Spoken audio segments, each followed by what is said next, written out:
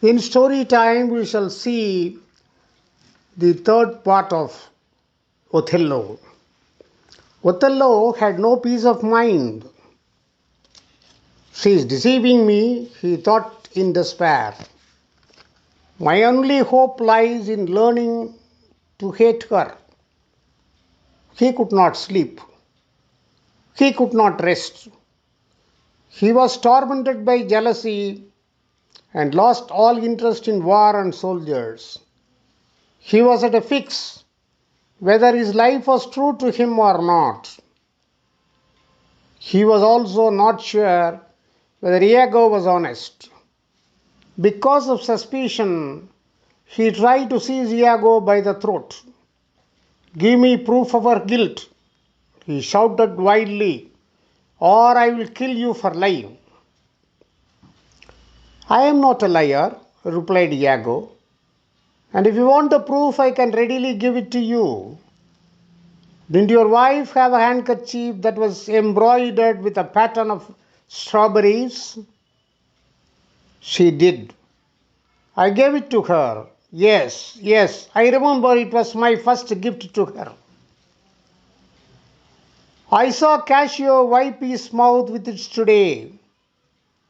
Blood. I will have their blood, shouted Othello, mad with jealousy. I'll certainly have my revenge on them.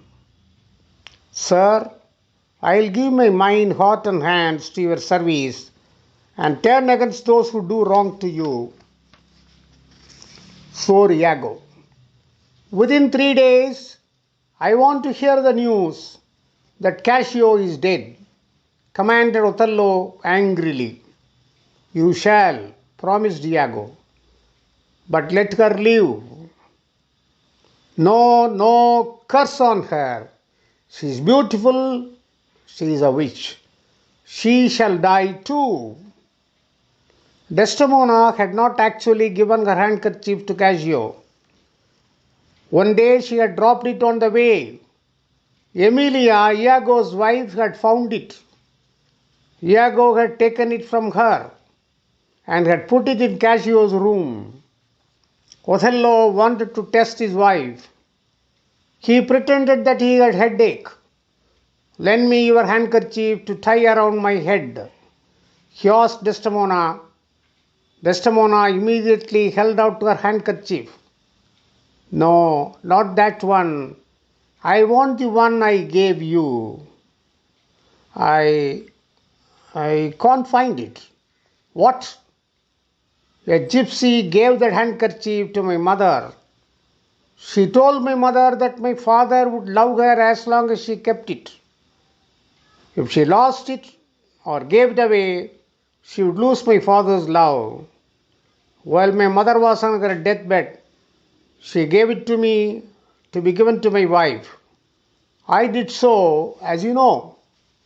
Oh dear, Desdemona whispered in fear. She was afraid that the loss of her handkerchief meant the loss of her husband's love. She hid her fears and said, You are making this up to prevent my asking you again about Cassio. Are you going to pardon him or not? Then she began to praise Cassio. Othello left the room angrily. Othello's strange behavior made Desdemona bewildered. Can't he be jealous? She asked herself. But then she grew angry with herself for thinking so badly about her noble husband. Men are no gods, she said. We must not expect such gentleness from them as they show us on the wedding day. One day, Othello told Desdemona to her face that she was false. How can you say that? Desdemona retorted. With whom am I false? Othello wept and wept.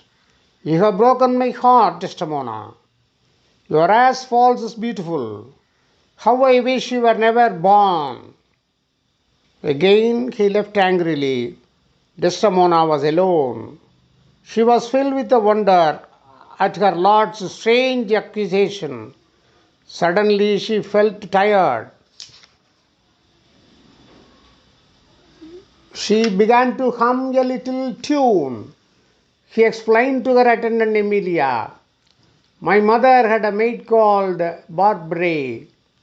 She was in love with a man and he deserted her. She died while singing a song about a willow tree.